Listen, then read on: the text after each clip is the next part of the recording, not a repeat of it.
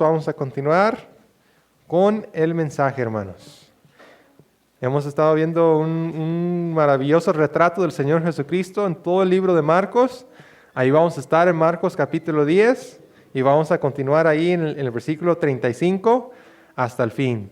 Ahí vamos a estar Marcos 10, 35 al fin.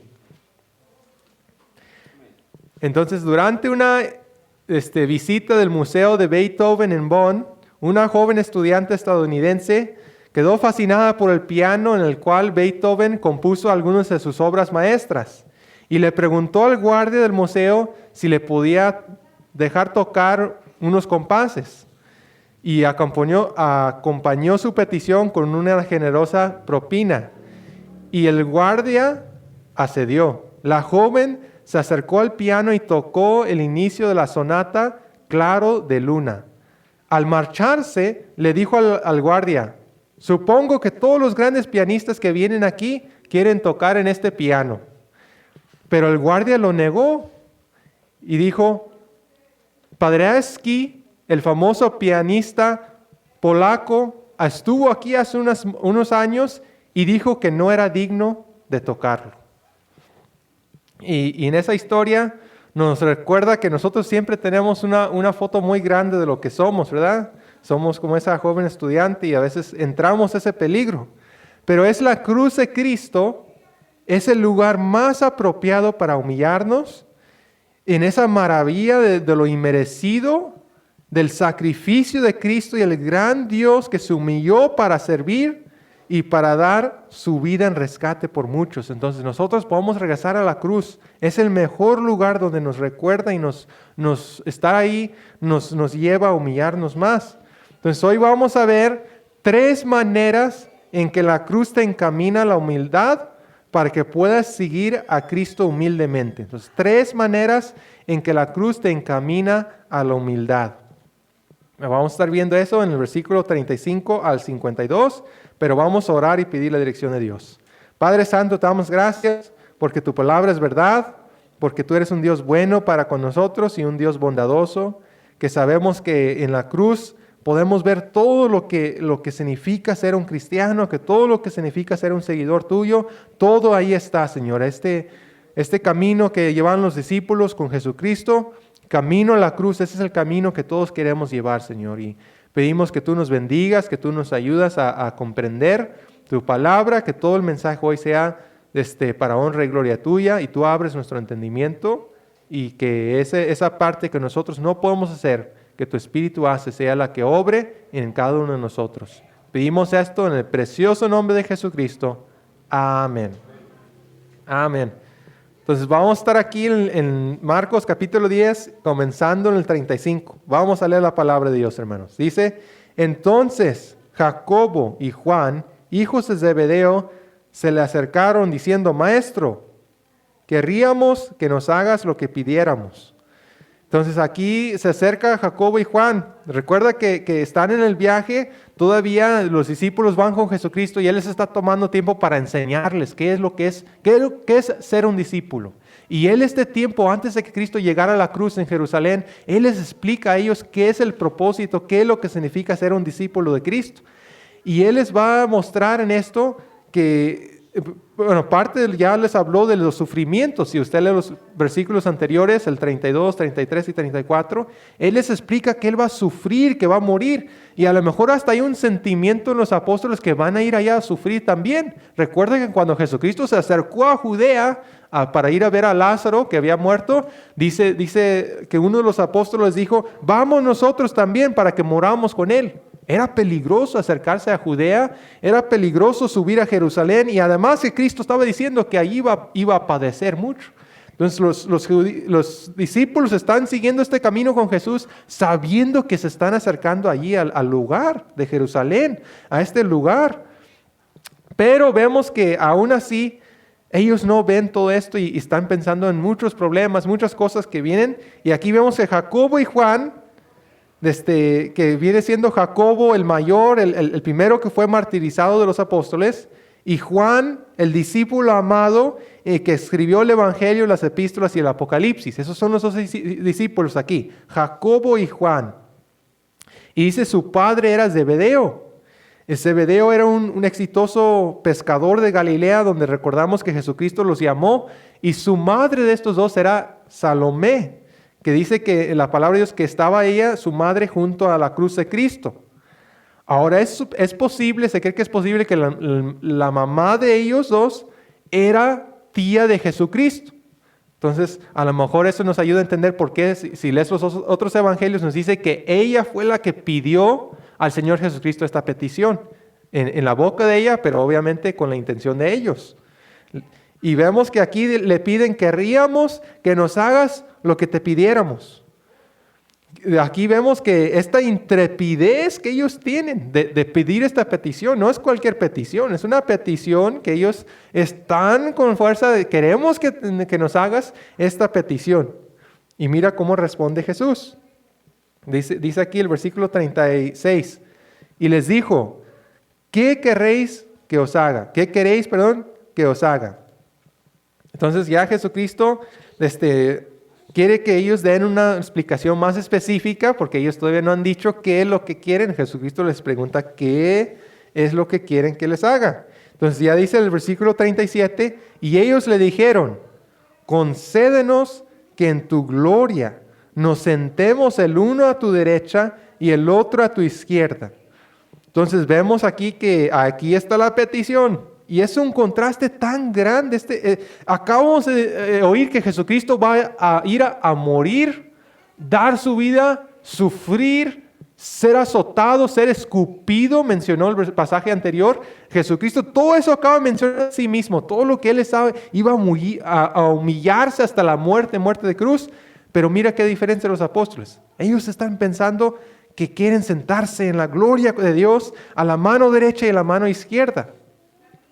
Ahora, aquí esto de la mano derecha y la mano izquierda viene siendo pues el lugar más prominente, el lado derecho, y el lugar segundo más prominente, el lado izquierdo. Y recordamos que Jesucristo sí les había dicho también en el pasaje anterior, que ellos iban a recibir 100 veces más en la gloria. Si ellos seguían a Cristo, iban a ser recompensados. Incluso en Mateo dice que ellos iban a tener 12 tronos, iban a reinar con Jesucristo. Ahora ellos están tomando ventaja de eso y están diciendo, pues queremos el lugar más prominente de todos.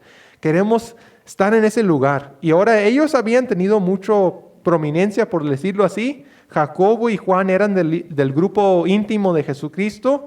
Ellos eran los llamados por Jesucristo hijos del trueno, a lo mejor por su ímpetu de ellos dos. También están ambicionando esta grandeza. Y dice, nosotros, podemos decir que nuestras oraciones revelan mucho de quiénes somos nosotros. Y esto es un instante en que eso es verdad. Ellos querían algo que la grandeza, querían ser los que eran los más prominentes, querían una petición de Dios, pero era para gastar en sus deleites, que ellos mismos fueran engrandecidos. Y dice el versículo 38, dice que aquí les va a responder Jesús, dice, entonces Jesús les dijo, no sabéis lo que pedís, ¿podéis beber del vaso que yo bebo o ser bautizados con el bautismo con que yo soy bautizado? Entonces, aquí dice Jesucristo que ellos no sabían lo que estaban pidiendo. Ellos pensaban, todavía estaban pensando los apóstoles, que esto de Jesucristo, esto de ser un discípulo, era para que viniera Jesucristo con la gloria de su reino, estableciera su reino ahí en la tierra, y ellos iban a ser gloriosos y reinar con Él en gloria. Ellos pensaban, todavía en Hechos 1 dice que ahora vienes a establecer el reino. Todavía pensaban que eso era el camino que estaban llevando con Jesucristo. Y Jesucristo les quiere mostrar, eso no tiene nada que ver con lo que yo vengo a ofrecerles. Cristo venía a ofrecerles un reino espiritual donde las personas tenían que humillarse para entrar al reino de Dios. Donde las personas tenían que llevar el camino de la cruz, a que así como Cristo vino y murió en la cruz, así nosotros teníamos que llevar nuestra cruz cada día.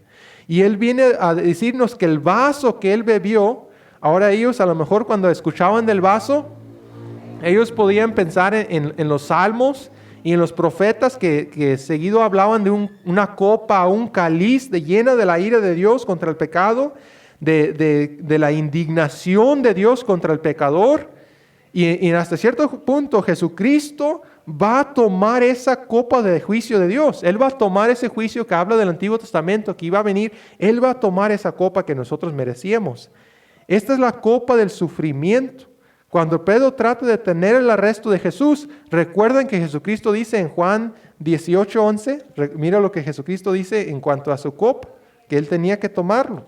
En Juan 18, versículo 11, 18:11, dice la palabra de Dios: Jesús entonces dijo a Pedro, mete tu espada en la vaina. La copa que el Padre me ha dado, ¿no la he de beber?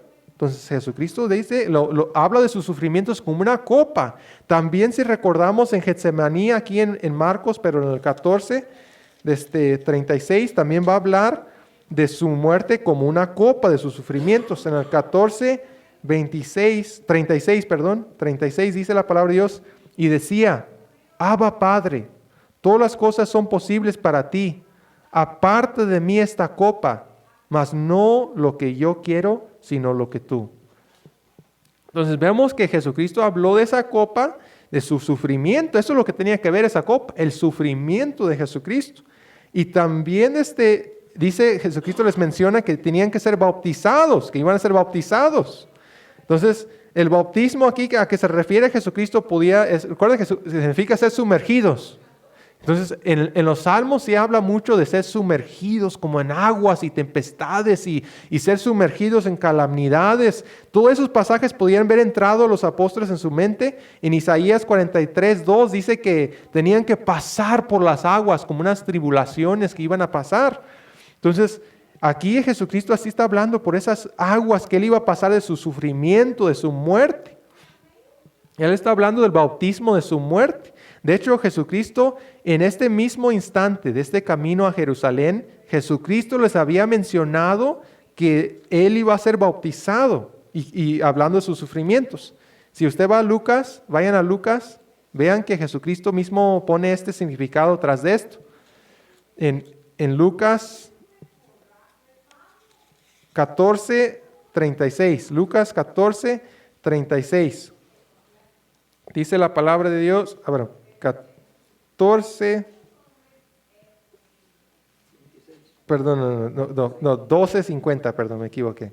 12:50, perdón, hermano.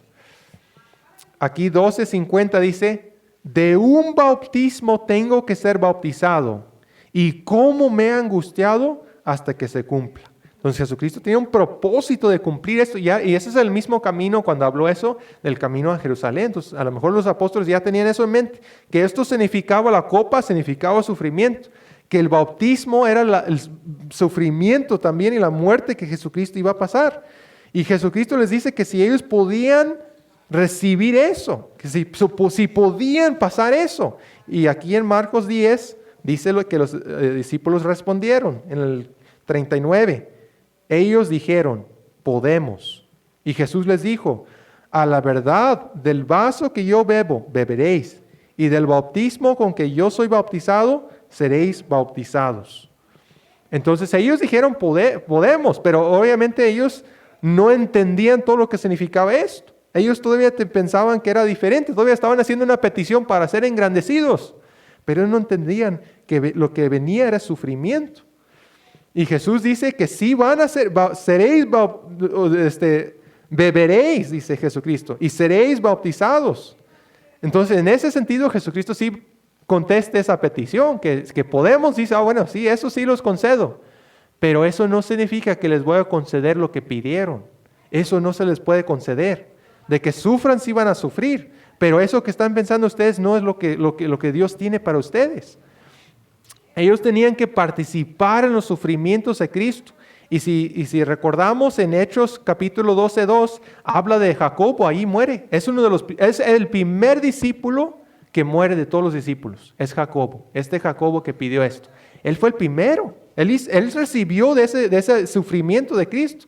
También Juan recibió mucho sufrimiento. Recuerda que él fue exiliado a la isla de Patmos por causa del Evangelio y la palabra de Dios.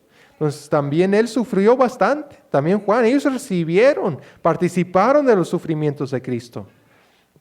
Y luego dice aquí, vamos a ver en cuanto a su petición de la grandeza. Dice Jesucristo en el versículo 40, pero el sentaros a mi derecha y a mi izquierda no es mío darlo, sino para quienes será preparado.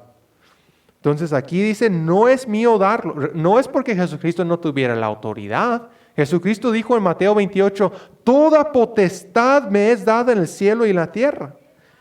Pero Jesucristo en su humanidad se sometió a la voluntad divina del Padre.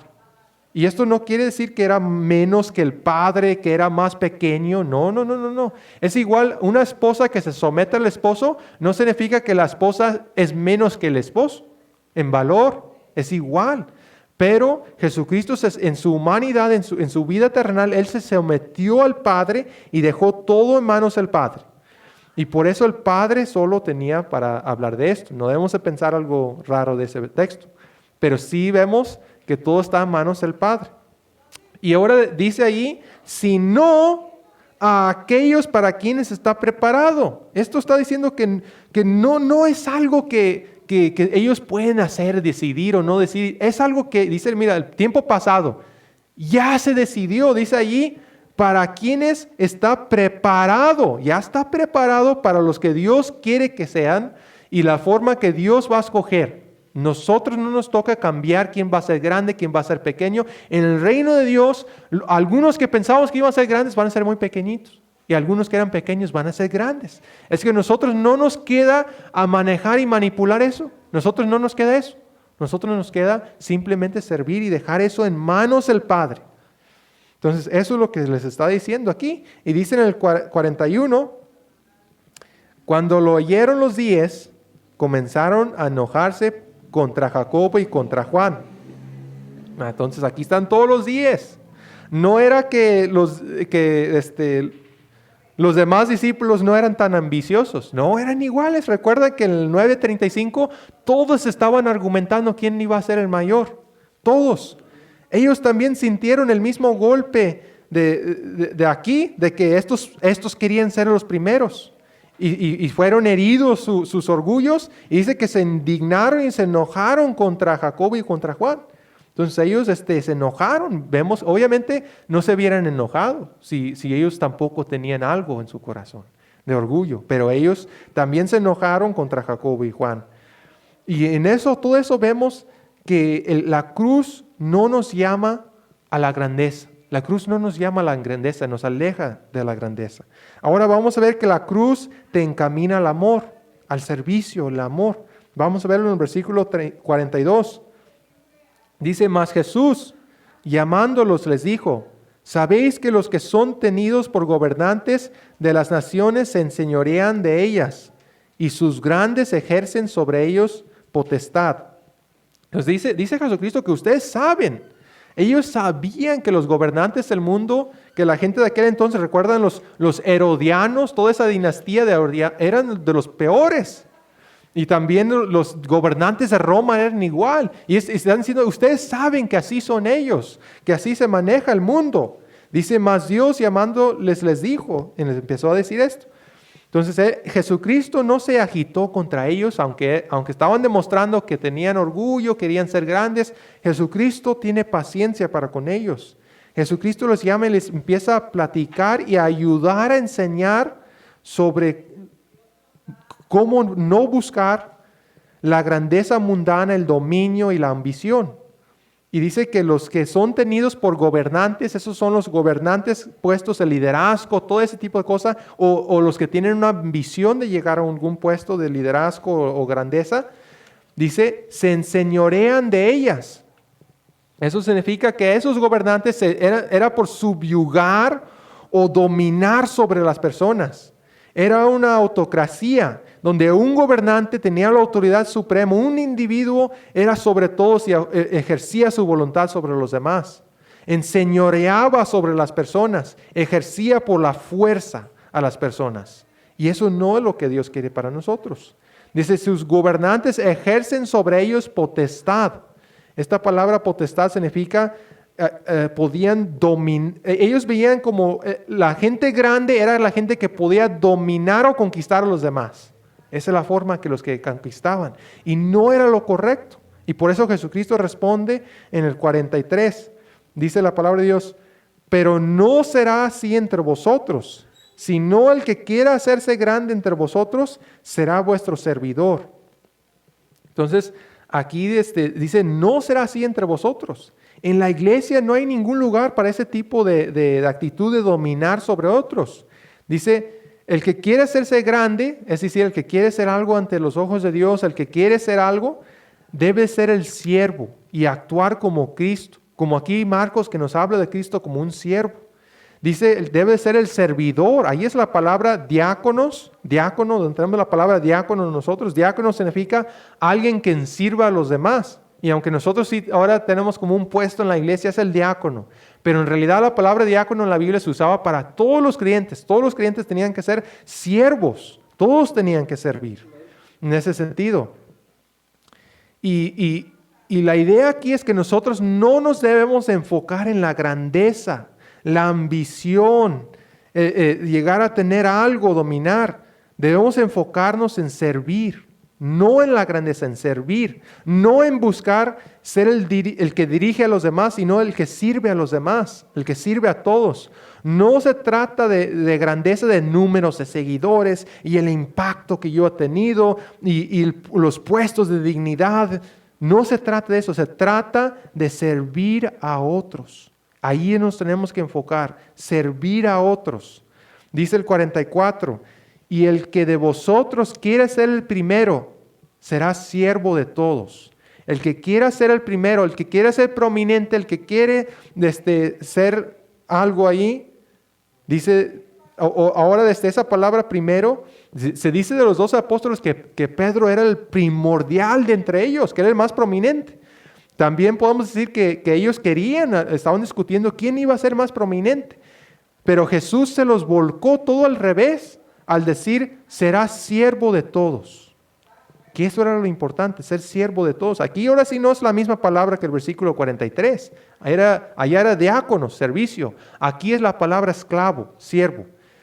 Y ahora no se refiere a un esclavo literal de la clase socioeconómico que tenías que llegar a ser así. No, habla de alguien que se compromete a servir a alguien más como su leal sujeto o actúa como un esclavo. No es esclavo, pero actúa como un esclavo para servir, para ser de ese servicio humilde, ese servicio que Jesús, que se ciñó una toalla como si fuera una vestimenta de esclavo y fue y lavó los pies de los discípulos. Ese tipo de servicio está hablando aquí, es el que sirve a los demás. Y dice el versículo 45, porque el Hijo del Hombre no vino para ser servido, sino para servir y para dar su vida en rescate por muchos. Entonces dice que el Hijo del Hombre no vino para ser servido, sino para servir. La misión de Jesucristo era servir. Y si nosotros somos seguidores súbitos de Cristo, ¿cuánto más nosotros debemos de servir? Y a Cristo le costó la vida tener esa actitud, tener ese deseo de servir, le costó la vida a Jesucristo. ¿Cuánto más nosotros? Y dice, y dar su vida en rescate por muchos. Esta es una palabra, doctrinalmente esto es muy importante, este versículo. Esa palabra rescate habla de dar un dinero de pago para manumitir o librar a un esclavo. Es un pago para librar a un esclavo. Es la idea de que hoy cuando las personas son llevados como rehenes, que los malandros o los sicarios los atrapan y se los llevan y piden un precio para rescatarlos, eso es lo que está hablando ahí. Un precio de rescate, un precio para liberar a un cautivo. Podemos entender esto, que nosotros somos cautivos y rehenes del pecado. Dice en Gálatas 3:22 que todos están encerrados bajo el pecado. Somos cautivos, por decirlo, de Egipto. Nosotros somos cautivos y no podemos librarnos. Y es Cristo que vino a pagar el precio de rescate para salvarnos a nosotros. Cristo vino a pagar, dice ahí, por nosotros, o por muchos, perdón, por muchos. Y esa palabrita por, hermanos, qué importante palabra que sale en la palabra de Dios. Si los católicos entendieran eso, no vieran que era salvación por obras, porque es por nosotros. Habla de una sustitución, un reemplazo, algo que se toma en el lugar de otra cosa. Es decir, que Cristo fue puesto por nosotros, que Él dio su vida, que Él pagó el precio, que Él dio el pago de rescate por nosotros. Ahora sí, ese pago era un pago infinito. No era un pago infinito porque es que hicimos una infinidad de pecados. No, porque pecamos contra un Dios infinito. Y Cristo pagó con un pago infinito a Jesucristo para rescatarnos a nosotros. Esto es lo que el Evangelio nos muestra. El Evangelio es el lugar más apropiado para que nosotros nos quitemos esa idea de grandeza y reconocemos que Cristo es el que se hizo pobre para que nosotros fuésemos enriquecidos. Recuerda que Cristo dijo que el siervo, que el ser un discípulo de Él, se trataba de negarse a sí mismo. Y eso es lo que nos está haciendo ver esto. Los apóstoles entraron con esa idea, pero Jesucristo les sigue mostrando. Su deseo es ir a la cruz. Un cristiano es alguien que va a la cruz. Un cristiano es alguien que va a perder su vida por causa de Cristo. Un cristiano es alguien que habla aquí, que se empobrece por enriquecer a los demás, porque sigue en los pasos de Jesucristo. Sirve y ama a los demás. Y el último punto, la cruz te encamina a aclamar. La cruz nos encamina a aclamar. Vamos a ver esta última parte, la historia de Bartimeo. Dice en el versículo 46. Entonces vinieron a Jericó, y al salir de Jericó, él y sus discípulos y una gran multitud, Bartimeo el ciego, hijo de Timeo, estaba sentado junto al camino mendigando. Entonces aquí por aquí vemos que es la segunda vez en Marcos que menciona un ciego y que lo va a curar Jesucristo. Y no es casualidad que cada vez que lo menciona es antecitos de eso, habla de la ceguera de los discípulos, que están todos viendo lo incorrecto, que no están viendo lo que Dios quiere, y luego habla de un ciego que recibe la vista. Entonces no es casualidad que Jesucristo está poniendo eso ahí, para que nosotros veamos que ellos necesitaban abrir. Jesucristo vino para abrir los ojos de los ciegos, pero también eso representa que Él vino a abrir los ojos espirituales de las personas. Él vino a abrir los ojos de los discípulos para que ellos vieran lo que era ser un cristiano, vieran lo que era seguir a Cristo. Aquí esta palabra Bartimeo, que dice su nombre, no siempre menciona el nombre de las personas. Es probable que menciona su nombre, o por lo menos que era hijo de Timeo, porque después de esto, él llegó a ser un creyente y un seguidor de Cristo. Y cuando Marcos escribió esto, él sabía que los que iban a leerlo, iban a decir, es Bartimeo, Él es el quien habla. Ahí fue donde lo vio Jesucristo. Dice que estaba sentado junto al camino mendigando. Es algo triste donde estaba Bartimeo. Las personas ciegas no tenían formas de trabajar y no había ayudas del gobierno, no había nada de eso. Tenían que recurrir a andar mendigando por pan. Así estaba la situación triste de este hombre. Pero mira lo que dice en el 47. Y oyendo que era Jesús Nazareno, comenzó a dar voces y a decir, Jesús, hijo de David, ten misericordia de mí. Entonces empezó a dar voces y a decir esto. Él no podía caminar, él no podía ver para ir a encontrar a Jesús, pero lo que sí tenía la voz, lo usó para clamar y buscar de Jesús, lo usó para llamar a Jesucristo. Jesús, hijo de David. Él reconoció que Jesucristo era el Mesías. Esa palabra hijo de David solamente aparece 2 veces en Marcos, desde el capítulo 1, el versículo 24 y aquí. De hecho, no hay nadie más hasta este punto que ha realmente dicho que Jesucristo que Él es el Cristo, más que Pedro cuando confesó. Entonces este hombre reconoció que Jesucristo era el Mesías, que Jesucristo era el Salvador, y le pidió, ten misericordia de mí. Y esto es interesante. La naturaleza de la misericordia es que Dios te va a dar algo o no te va a dar lo que realmente mereces. No te lo va a dar. En lugar de eso, te va a dar compasión, te va a dar piedad. Si tú puedes merecer algo, entonces ya no es misericordia, es obligación. Pero no, Él está pidiendo misericordia. Él no tiene la habilidad de salvarse a sí mismo. Él no tiene ni siquiera la habilidad de volverle a pagar a Jesús algo. Él no tiene ninguna habilidad. Por eso Él pide por misericordia. Esta es la forma que nosotros tenemos que acercarnos a Dios, por la pura misericordia, y pedirle la salvación por la misericordia de Dios. Y dice en el versículo 48, y muchos le reprendían para que se callase, pero él clamaba mucho más: Hijo de David, ten misericordia de mí. Entonces vemos aquí que le reprendían para que se callase. Ellos querían demostrar su desaprobación de lo que él estaba haciendo. No nos molestes, no hables, no grites, no molestes ni a Jesús, al Cristo, ahí va caminando. Pero dice que él clamaba mucho más. Mira qué persistencia, aun cuando es confrontado contra dificultades, su fe persiste, no desmaya su fe. Y esto es lo que vemos en el Evangelio de Marcos. Tú vas a ver vez tras vez tras vez que la gente que persistía en fe en Jesucristo eran recompensados. Es la fe que Dios quiere ver en nosotros. Y dice en el versículo 49, entonces Jesús, deteniéndose, mandó llamarle, y llamaron al ciego diciendo: ten confianza, levántate, te llama. Entonces aquí dice que Jesús mandó llamarle.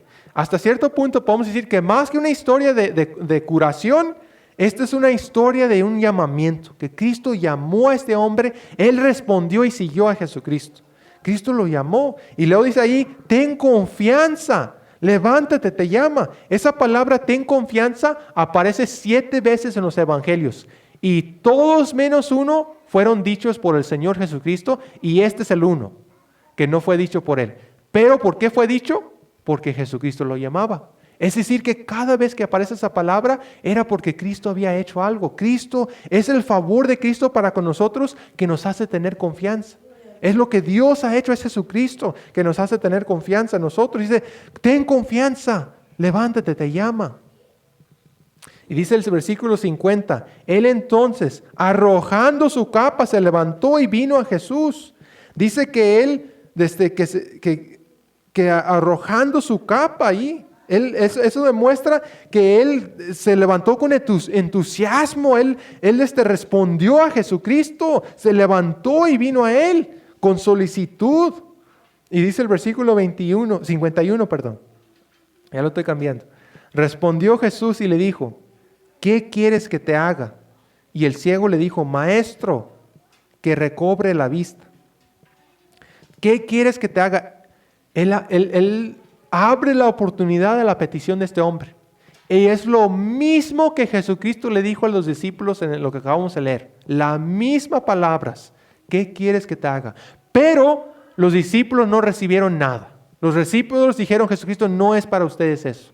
Pero para este hombre, Dios le respondió en favor y le contestó su petición, porque él vino delante de Cristo de la forma que Dios quería que viniera. En este momento, ese hombre ciego, Bartimeo, era mejor que los 12 discípulos. Él era más indicado, él se acercó a Cristo de la forma correcta y los discípulos no.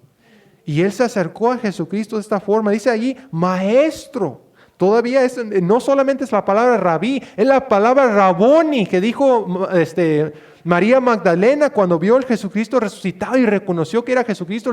Raboni es una palabra con más respeto y dignidad todavía. Maestro, mi maestro. Y luego le dice lo que él pedía: que recobre la vista. Una petición específica. Nosotros tenemos que orar. Cristo siempre, si oramos en general, yo me imagino que Dios está diciendo como: ¿qué quieres que te haga? ¿Qué quieres que te haga? Tenemos que decir específicamente. Aquí él pidió específicamente que recobre la vista. Y vemos que Jesucristo le responde en el versículo 52. Jesús le dijo: vete, tu fe te ha salvado. Y enseguida recobró la vista y seguía a Jesús en el camino. Entonces, tu fe te ha salvado. Esta era la fe que buscaba Jesucristo, esa fe persistente, esa fe humilde, esa fe que no buscaba su grandeza, simplemente te buscaba la misericordia de Dios. Esa fe, y no solamente dice que era sanado, dice: tu fe te ha salvado. Esto significa que era sanado y salvado su alma. Él fue salvado por el Señor Jesucristo. Y enseguida dice: seguía a Jesús en el camino. Entonces, no solamente quería una sanidad de Cristo, yo quiero una sanidad física ya. No, él quería una sanidad física y espiritual. Y él siguió a Jesucristo. Él siguió detrás de él. Él siguió al Señor. Y en toda esta historia vemos que Bartimeo no era un hombre que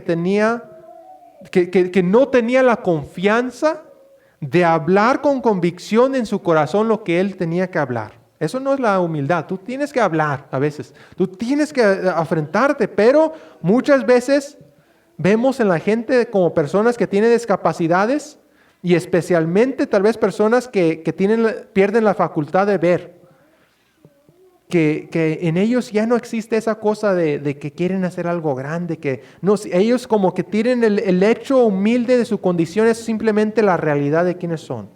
Y Bartimeo no se acercó a Jesús buscando la grandeza, sintiéndose justo y despreciando a los demás, sino vemos que él se acercó sin ningún mérito, pidiendo por la misericordia de Dios. Entonces, estamos nosotros buscando todas las cosas incorrectas hoy en día. Estamos como los apóstoles buscando las grandezas y las cosas grandes que nos ofrece este mundo y las cosas que hay allá afuera, buscando llegar a hacer algo en esta vida. Estamos buscando todas estas cosas y eso no es lo correcto. Deberíamos de buscar ser servidores de los demás. Estamos tan ciegos como esos apóstoles.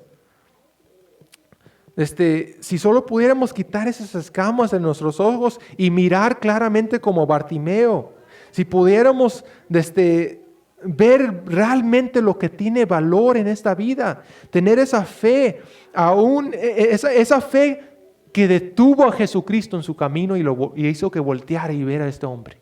Ese tipo de fe que clamaba al Señor, ese tipo de fe que nosotros necesitamos tener, de lo que significaba ser realmente un discípulo, seguirlo a Él de esa forma. Que pudiéramos ser discípulos de Jesucristo así como fue Él, y pudiéramos clamar así como Él clamó al Señor, clamar al Señor. Recuerda que en Génesis, cuando habló de los hijos de Set, y dice que comenzaron a clamar al Señor. Esa es una forma de ver que tú eres un hijo de Dios. Eso es lo que hace un seguidor de Cristo. Clama al Señor, ora, busca al Señor, la misericordia de Dios. Necesitamos más personas como estas aquí. Necesitamos más personas como Abraham Godoy. Necesitamos más personas como Efrén Calvario. Necesitamos más personas como Bartimeo, hijo de Timeo. Vamos a orar.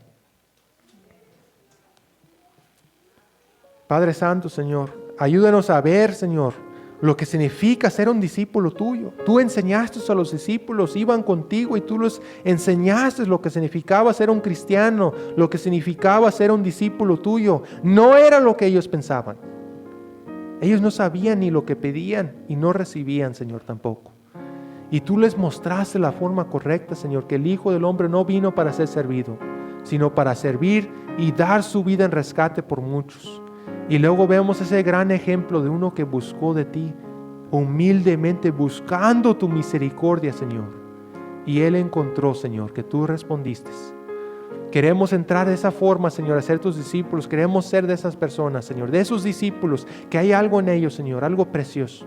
Hay algo en ellos, no están buscando la grandeza de este mundo, Señor. Hay algo en ellos, Señor, están buscando algo más, están buscando la misericordia de Dios, están viviendo por fe, Señor. Queremos ser de esas personas. Ayúdanos, Señor. En el nombre de Jesucristo. Amén.